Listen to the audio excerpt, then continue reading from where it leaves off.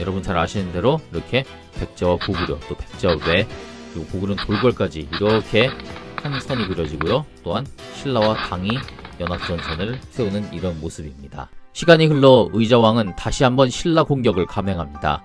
655년 1월 고구려 말갈과 손을 잡고 신라의 23개 성을 공격해 무너뜨립니다. 고구려와 말갈의 지원을 받아 8월에 다시 한번 신라를 공격해 추가로 성을 빼앗습니다. 앞서 1월 전투까지 합해 신라로부터 빼앗은 성은 무려 33개였죠. 자, 이 모습 그대로 유지됐다면 얼마나 좋았을까요? 의자왕은 아버지 무왕을 닮아 백성과 신료들을 하나로 모으고 고구려 외와 연합하며 당에 대해서도 적절한 외교 노선을 취할 줄 알았고, 반면 신라에 대해서는 과감한 공격을 통해 과거의 영광을 회복하고 있었습니다. 그러나 어느 지점에 이르자 자만하고 긴장이 풀어지는 모습 또한 아버지를 그대로 닮았습니다. 신라로부터 33개의 성을 빼앗는 엄청난 전공을 올린 뒤 의자왕은 자만에 도취돼 이후 사치와 향락에 빠져들기 시작합니다. 의자왕이 타락하면서 백제 조정이 분열하는 사이 신라의 무열왕은 이때부터 당과 본격적인 연합전선을 준비하며 서서히 백제의 목을 조여오고 있었습니다.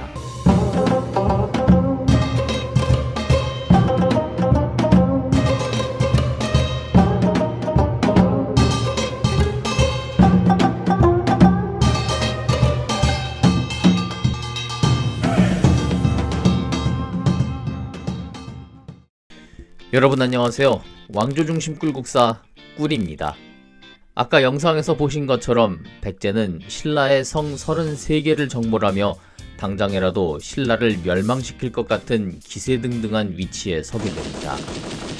순전히 백제의 입장에서만 생각하면 과거 성왕의 복수를 제대로 해주게 됐다고 할까요? 그러나 이때부터 의자왕은 오늘날 우리가 기억하는 그 모습대로 사치와 향락에 빠져들기 시작합니다. 성충, 흥수 등 지금껏 함께해온 충신들의 간언을 멀리하고 임자 등 간신들과 놀아나게 되죠. 물론 의자왕에 대한 이러한 기록은 오늘날 논란이 많습니다. 신라의 백제 정벌을 정당화하기 위한 거짓말이란 얘기죠. 하지만 충신 성충, 흥수 등이 의자왕 말년에 귀향을 가고 나당연합군 침입 시 이전과 같은 대처 능력을 발휘하지 못했던 건 분명한 사실이기에 꿀국사에서도 역사의 기록대로 의자왕이 타락했다는 기록을 믿고 내용을 전개하도록 하겠습니다. 신라로부터 33개의 성을 빼앗았던 655년과 이후 백제가 멸망하는 660년 사이엔 별다른 기록이 없습니다. 이 시기 당나라는 계속 고구려를 공격하며 이전 살수대첩이나 안시성 전투에 버금가는 전쟁을 계속 치르고 있었고, 신라는 백제의 위협 속에 당나라가 자신들을 구해줄 병력을 보내주기만을 바라며 계속 손을 벌리고 있었죠. 그리고 시간은 어느덧 660년을 향해 갑니다. 자, 이건 2024년 달력입니다만 어차피 옛날엔 요일이란 게 의미가 없었죠.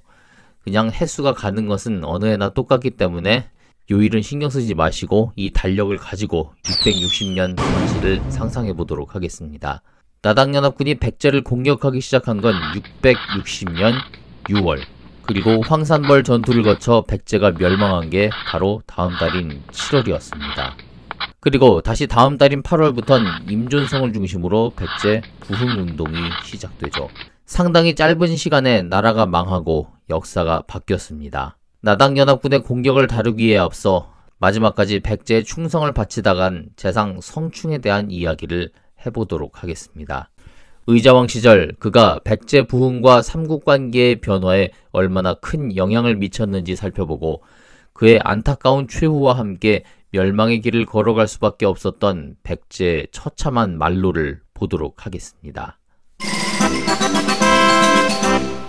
우리는 계백을 백제의 마지막을 지킨 장수로 기억하고 있습니다. 분명한 사실입니다만 황산벌 전투가 치러지기 전부터 이미 백제의 운명은 정해져 있었습니다. 그래서 그걸 안 계백이 가족들을 모두 살해하고 전장으로 나온 것이었죠. 계백은 나라가 망할 것을 알면서도 마지막까지 백제의 자존심을 지키며 싸운 겁니다. 반면 성충은 뛰어난 지혜로 백제의 부흥을 이끌었고 만일 그가 죽지 않고 의자왕 옆에서 정사를 돌보았다면 백제의 멸망을 막고 삼국의 판세를 뒤바꿀 수도 있지 않았을까 학자들은 그렇게 추측하고 있습니다. 삼국사기엔 성충에 대한 기록이 많지 않습니다. 오늘날 전해 내려오는 성충의 이야기는 대부분 신채호의 조선 상고사를 참고로 하고 있죠. 신채호는 해상잡록이란 책에서 성충에 대한 기록들을 발췌했는데 안타깝게도 이 해상잡록은 오늘날 전해지지 않고 있습니다. 성충은 의자왕과 같은 집안인 부여씨, 왕과 가까운 명문 귀족 출신입니다. 어려서부터 총명에 많은 지략을 발휘했고 그 지략으로 지역에 침략하는 이민족들을 물리쳤다고 하죠. 그에 대한 소문이 왕실에까지 알려지면서 의자왕이 그를 불러 나라의 앞날에 대해 물었고 이에 성충은 머지않아 신라가 쳐들어올 것이라 말하며 이에 대한 방비책을 제시합니다. 양제가 고구려를 침공하기 바로 전해인 611년 백제군은 가잠성을 공격합니다. 이때 신라 조정은 내부 사정으로 가잠성에 중앙 군대도 보내지 못하죠. 결국 가잠성주 찬덕이 100일을 버티며 싸웠으나 군사와 주민들은 전멸하고 가잠성은 함락당했습니다. 성충은 과거 선대왕인 무왕이 신라로부터 가잠성을 빼앗았기 때문에 신라군이 반드시 가잠성으로 올 것이라 예견합니다. 이에 의자왕이 가잠성 수비를 강화해야 하지 않겠냐며 묻자 성충은 가잠성 수비 강화 대신 적의 허를 찌르는 전략을 제시하죠. 당시 가잠성주는 여러분들 잘 아시는 계백이었습니다. 계백의 역량이 믿음직했을 뿐더러 이때 가잠성은 이미 수비가 튼튼했다고 합니다. 그래서 성충은 신라군이 몰려와도 가잠성이 잘 버틸 수 있을 것으로 봤고 대신 신라의 요충지 중 성주의 폭정으로 민심이 흔들리고 있던 대야성 공격을 제안합니다. 의자왕은 성충의 제안에 감탄하며 그를 상좌평에 임명하고 성충의 동생인 윤충에게 군사를 주어 대야성을 공격합니다. 여러분들 이미 결과를 잘 아시다시피 성충의 전략은 주요했고 그는 이후 의자왕에게 없어서는 안 될 최고의 전략가로 활동하게 됩니다. 외교에 있어서도 성충은 능력을 발휘합니다. 과거 관산성 전투 그리고 방금 막 끝난 대야성 전투의 승리로 신라와는 이미 철천지 원수가 된 이상 성충은 고구려와의 연합이 필수라 생각하고 연개소문을 만나 동맹을 준비합니다. 모든 것이 잘 돼가고 있던 시점에 연개소문이 갑자기 성충을 만나주지 않아 협상이 지체되고 있었는데요. 내막을 살펴보니 이때 신라에서도 김춘추가 와 협상을 시도 중이었죠. 그래서 성충은 연개소문에게 글을 적어보냅니다. 참고로 이땐 당이 고구려에 대해 공격 준비를 하고 있었고 고구려도 이에 대비하던 시점이었죠. 성충의 이야기는 이렇습니다. 고구려가 당과 싸우려면 백제와의 화친이 필수인데 이전 수나라를 비롯해 중국이 고구려 정벌에 빈번히 실패했던 것이 육로를 통하는 군량 조달이 쉽지 않기 때문이었고 이 시점에서 고구려가 백제와 화친하지 않아 당과 백제가 연합하게 된다면 당은 육로보다 편한 수로로 군량을 운반하고 여기에 더해 백제에서 나는 곡식으로 군량 걱정 없이 아래에서 고구려를 치게 될 것이며 그렇다면 고구려는 위아래 양쪽에서 당군의 공격을 받게 될 것이라 이야기합니다.